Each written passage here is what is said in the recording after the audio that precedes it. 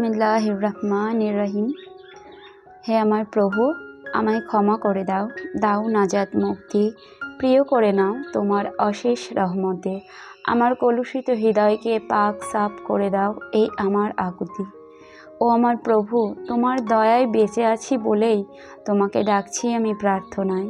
মোনাজাতে বারবার অশ্রু জলে সিক্ত হই, আমার প্রার্থনা মকবুল করো। আমার পাপসমূহ মুছে দাও, হৃদয়ে তোমার রহমত ঢেলে দাও। হে আমার প্রভু, শাওয়াল মাসে তোমার তরে ক্ষমা চাইছি হাজারো বার।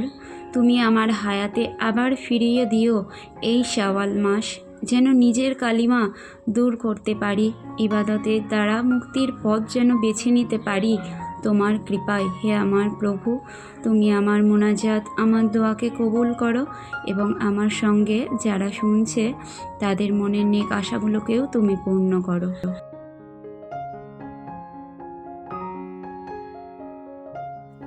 আসসালামু আলাইকুম আমার সকল ইউটিউব বন্ধুরা, তোমরা সবাই কেমন আছো? আশা করি আল্লাহর রহমত ও দোয়াতে সকলেই সুস্থ ও ভালো আছো। আর আমার ভিডিও কাছে ও দূরে, দেশ ও দেশের বাহিরে যে যেখান থেকে দেখছো, আশা করব সবাই আল্লাহর মাগফিরাতে রমজানের রোজা রেখেছো আর সবারই নামাজ, দোয়া, রোজা কবুল হোক। তো আমি রিঙ্কি, নদিয়া জেলার ছোট্ট গ্রাম দীপচন্দ্রপুর থেকে তোমাদের আমার আজকের আবারও একটি রমজান মাসের ব্লগে স্বাগত জানাই। এই তো এখানে তোমাদের সঙ্গে কথা বলতে বলতে আমি আমার রান্নার এখানের যে দেয়াল আলমারিটা রয়েছে সেটাকে আমি একটু গুছিয়ে নিয়েছি, আর কর্নার রাকটাকে এখানে এনেছি, আর এখানে ছোট্ট সেলফটাকে ওখানে নিয়ে গেছি, মানে জায়গাটা একটু আমি এক্সচেঞ্জ করে নিয়েছি।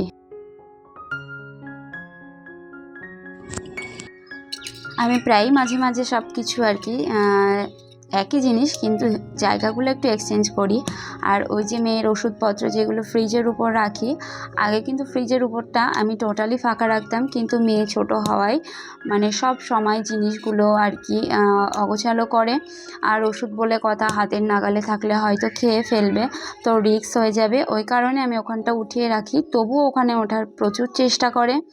আর হচ্ছে মেয়ে যে ওয়ার্ড্রপটা তোমরা দেখতে পাও, জামা কাপড় থাকে, তো ওখানে আমি এক একটা কাজের জন্য ব্যবহার করতাম, যখন আর কি ও এগুলো নিয়ে নাড়াচাড়া করতো না। কিন্তু আবার যখন একটু বুদ্ধি হবে, বুঝবে, তখন আবার জায়গাটা এক্সচেঞ্জ করে নেব। তা যাই হোক, আর সকালে ছেলে মেয়েকে খাইয়ে দাইয়ে ওদের কাজ সেরে, ঘর দুয়ারের কাজ সেরে তারপরে কিন্তু আমি কিচেনের এই জায়গাটাতে হাত দিয়েছি। আর এখানটা চাইলেও কিন্তু ওই যে আলমারি, দেওয়াল আলমারি, ওটাকে কিন্তু রোজকার মতো পরিষ্কার করা হয় না চাইলেও, তো ওই জন্য মাঝে মাঝে পরিষ্কার করলে খুব ভালোই হয়। আর তার উপর হচ্ছে রোজার মাস, তো শরীরে এনার্জি তো কম থাকে, একটা ইবাদতের ব্যাপার থাকে, আর একটা টাইম মেনটেন সবচেয়ে বড় কথা, তো ওই জন্য আজকে একটু করে নিলাম।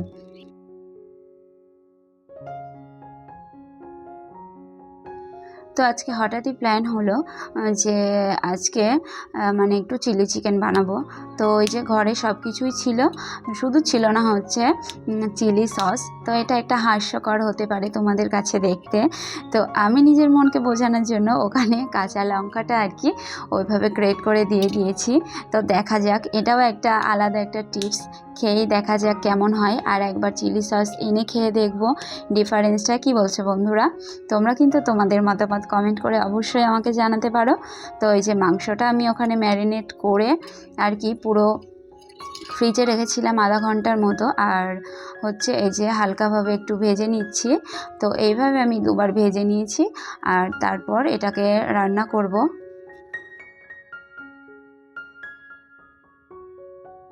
আজকে ছিল রমজান মাসের মোবারক জুম্মা আর কি, শুক্রবার। তো শুক্রবার মানে কি বলতো, একটু যেন সেই ঈদ ঈদ আবহাওয়া। আর আমার বাড়ির সঙ্গে মসজিদ, আমার বাড়ির লোকও নামাজটা পড়ে, আর আজকের দিনে সে কাজেও যায় না। তো আজকের দিনটা একটু সপ্তাহে স্পেশালি মনে হয় আমার, সব কাজ যেন একটু হুটোপাটা, বেশি পরিষ্কার, তাড়াতাড়ি রান্নাবান্না, একটু ভালো মন্দ খাওয়া। তো যাই হোক, রান্নাবান্না তো করতেই হতো, তার জন্যই আজকে প্রথমবার, এটা কিন্তু আমার লাইফে প্রথমবার। আর সত্যি কথা বলতে করে খেয়ে কিন্তু দারুণ মজাই পেয়েছি। আর হচ্ছে তো এখানে একটা অভিজ্ঞতা কি বুঝলাম, যে যখন ওটাকে রান্না করা হবে আর কি, তো ঝোলটা অনেকটাই থাকবে আর কি, মাংসটা যখন বয়েল হয়ে যাবে তারপর অনেকটাই ঝোল রাখার পর তারপর কর্নফ্লাওয়ার অ্যাড করতে হবে, তাহলে ঝোলটা অনেকটা থাকবে। আর বেশি টেস্টি করার জন্য আর কি যত সস দেবে ততই বেশি খেতে ভালো লাগবে, সেটা বুঝলাম। তো সস যা হয় হোক, আমি একটু কম ঝোল থাকতে কর্নফ্লাওয়ার অ্যাড করেছিলাম, ওই কারণে আর কি আমার ওটা পুরো মানে সেই থকথকে ভাব চলে এসেছে। আমি চেয়েছিলাম একটু ঝোল ঝোল ভাব থাকবে, কিন্তু প্রথমবারের অভিজ্ঞতাতে এটা যথেষ্টই হয়েছে, আর আমার বাড়িরও সবাই খুশি। তো আবার নেক্সট টাইম যখন করব তখন নিশ্চয়ই ওটা ঠিক করে রাখবো। আর এই যে এখানে আমি 2 পিস মাংস উঠিয়ে রেখেছি, এই যে ভাজা, দারুণ একটা গন্ধ ছাড়ছিল, কিন্তু রোজা অবস্থায় বুঝতেই পারছো টেস্ট করা তো উপায় নেই। তো যাই হোক, বর বললো কয়েকটা পিস রেখে দাও, পরে টেস্ট করা হবে, তো ওই জন্যই রেখে দিয়েছি। আর এই যে তোমাদের সঙ্গে গল্প করতে করতে কিন্তু আমি সমস্ত মশলাগুলো হালকা হালকা করে কষিয়ে নিয়েছি। আর তার আগে ওটাকে আমি কিন্তু আমার হচ্ছে আর অনেকটাই লেট হয়ে যাচ্ছিলো, ওই জন্য চপারে আমি পেঁয়াজ আদা রসুনটাকে চপ করে নিয়েছি। তোমরা চাইলে হাতেও কেটে নিতে পারো ছোট ছোট করে। আর পরে একটু চিনি অ্যাড করেছি, আর একটু যেহেতু চিলি চিকেন ঝালটা তো দিয়েছি তোমরা দেখলে, তার সঙ্গে এখন 2টো কাঁচা লঙ্কা দিলাম, বেশি দিলাম না, কারণ আমার বাড়িতে ঝালটা খুব কমই চলে। তো তার উপর মেয়েও খাবে, ছেলেও খাবে। তো এই যে অবশেষে যে কথাটা বলছিলাম, দেখো কর্নফ্লাওয়ার অ্যাড করার পর পুরো থকথকে হয়ে গেছে। ওই যে ঝোলটা ছিল কর্নফ্লাওয়ার দেওয়ার পর ওই অবস্থাটা যদি থাকতো তাহলে বেশ আরেকটু ভালো হতো আর কি, যেটা আমি চেয়েছিলাম। তো যাই হোক, করতে করতে নিশ্চয়ই হয়ে যাবে অভিজ্ঞতা। তো যাই হোক, সাহস করে তো করেছি।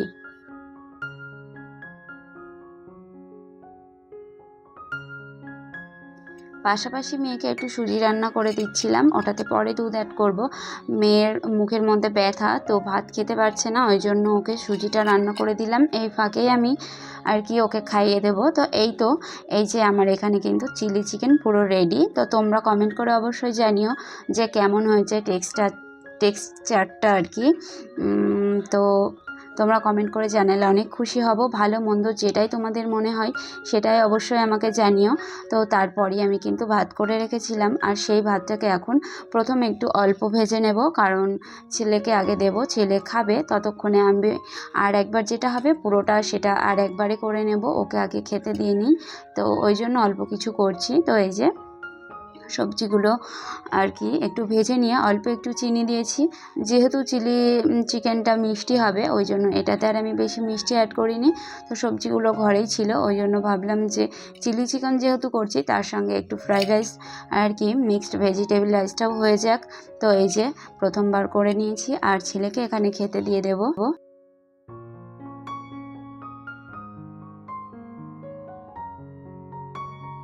তো তোমরা যারা এখনও তোমাদের মূল্যবান সময় নষ্ট করে আমার ভিডিওটার সঙ্গে রয়েছো, তো প্লিজ একটা লাইক দিও, কারণ তোমাদের ওই একটা লাইক কিন্তু আমার ভিডিওটা আরও অনেকের কাছে পৌঁছে দেবে।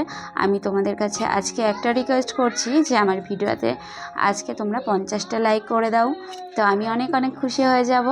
আর এই যে এখানে ছেলেকে আমি খেতে দিয়ে দিয়েছি। তো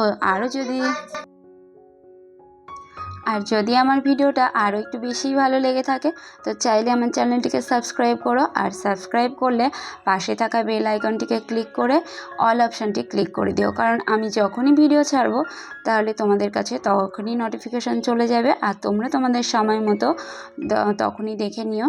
তো বন্ধুরা, এই যে তোমাদের সঙ্গে কথা বলতে বলতে আমার ওদিকে দ্বিতীয়বারের রান্না বান্না আর যে কয়েকটা বাসনপত্র ছিল মেজে ধুয়ে নিয়েছি। আর বলো তো কি, আমি রান্নার ফাঁকে ফাঁকে কিন্তু বাসনপত্র মেজে নিই, আর আজকে ছিল অনেক কটা জামা কাপড় ভিজানো, তো সেগুলোও কিন্তু আমি কেচে দিয়েছি, ওই ফাঁকে ফাঁকেই করেছি। তো আমার যেহেতু ক্যামেরাম্যান নেই, তো সেগুলো তো আর সব কিছু দেখাতে পারিনি একা হাতে বলে। আর এই যে এখন স্নান টান করে নামাজ পড়বো, তো ওটাই তোমাদের দেখাচ্ছিলাম যে আমার যে তসবিটা এটা আসলে আমার বরকে একজন গিফট করেছে।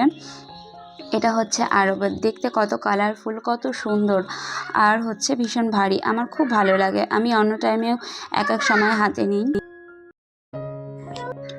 এই তো আমি এখন বিকেল হয়ে গেছে, তো বিকেলের নামাজটাও পড়ে নিয়ে তারপরে চলে এসেছি একটু উঠানটা ঝাড় দিতে। আর ওই যে বলছিলাম যে অনেক জামা কাপড় কেচেছি, তো এই যে বাইরে তোমরা দেখেই সেটা বুঝতে পারছো। তো এই যে ঝাড়টাও দিয়ে নেব আর তারপর যাব আবার ইফতার জোগাড়ে।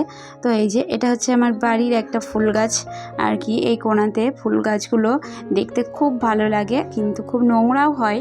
তো আমার কলপাড়ের ওখানটাতেও ছিল, আমি কেটে দিয়েছি। আর পুরো গাছটা না পুরো ফুলে ফুলে ভরে গেছে, মানে গাছটার দিকে তাকালেই মনটা ভরে যাচ্ছে। পুরো সবুজ সবুজ পাতা আর ফুলে ফুলে ভরপুর। তো দেখতে একটা অসম্ভব ভালো লাগছিল, তাই তোমাদের সঙ্গে একটু শেয়ার করলাম।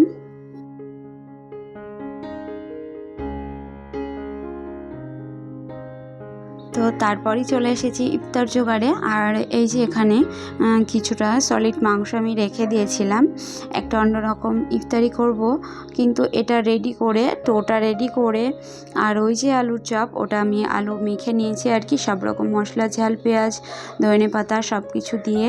তো এই 2 রকম করতে গিয়ে দেখা যাচ্ছে কি মানে অনেকটা লেট হয়ে গেছে আমার, ওই জন্য এটাকে স্কিপ করে দিয়েছি। এটা বানিয়ে রেখে দিয়েছি, এটা পরের দিন করব। আর এই যে আলুর চপটা আমি করব। তো আমার এক সাবস্ক্রাইবার, আমি যখন রমাদান প্রিপারেশন যে ব্লগটা রেখেছিলাম আর কি দিয়েছিলাম, তো সেটাতে জানতে চেয়েছিল যে ওই ব্রেড ক্রাম্বসগুলো দিয়ে আমি কি করব। তো এই যে তার জন্যই আজকের এইটা আমি দেখাচ্ছি। এই যে আলুর চপটা আমরা যখন আটা গোলাতে বা বেসনের মধ্যে ডুবিয়ে নিই, তো তারপর ওটাকে ডবল কোট করার জন্য আর একটা ক্রিস্পি ভাব আনার জন্য ওই ব্রেড ক্রাম্বস বা বিস্কিটের গুঁড়ো আর কি যে কোনো একটা গায়ে একটু মাখিয়ে নিয়ে দিলে ওটা বেশ অনেকক্ষণ মচমচে থাকে আর খেতে বেশ ভালো লাগে। তো এই যে আমার সেই সাবস্ক্রাইবার যদি আজকে আমার ভিডিওটা দেখে সে অবশ্যই বুঝতে পারবে। আর যদি দেখে থাকো তাহলে অবশ্যই আমাকে কমেন্ট করে জানিও যে কেমন লাগলো। তো যাই হোক, আমি এখানে আমার মতো করে 2 রকম একটু একটু ভেজে নিয়ে বাকিটা রেখে দিয়েছি। আর এই যে আমার ইফতারি আজকে একটু টক দইয়ের লস্যি করে নিয়েছি, ঠান্ডা পানি, তার সঙ্গে আমার রোজকার মেনু যেটা শসা, গাজর, টমেটো, এটা থাকেই, এটা আমার ভীষণ প্রিয়, আমি যাই খাই না কেন। আর তার সঙ্গে ছিল দুপুরের ওই আর কি ভেজিটেবল ফ্রাইড রাইস আর হচ্ছে চিলি চিকেন।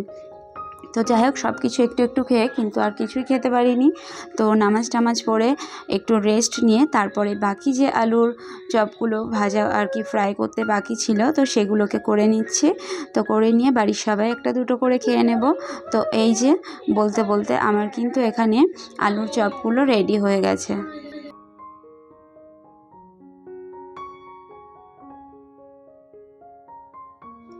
আর রমজান মাসে না একটু কাজ বেশিই হয়, আর বাসনপত্র তো খুব বেশিই হয়। ওই যে ইফতারি করেছিলাম আর একটু খাওয়া দাওয়া করে নিয়েছি আর কি, তো সেই বাসনপত্রগুলো একটু মেজে ধুয়ে এখন রেখে দিচ্ছি।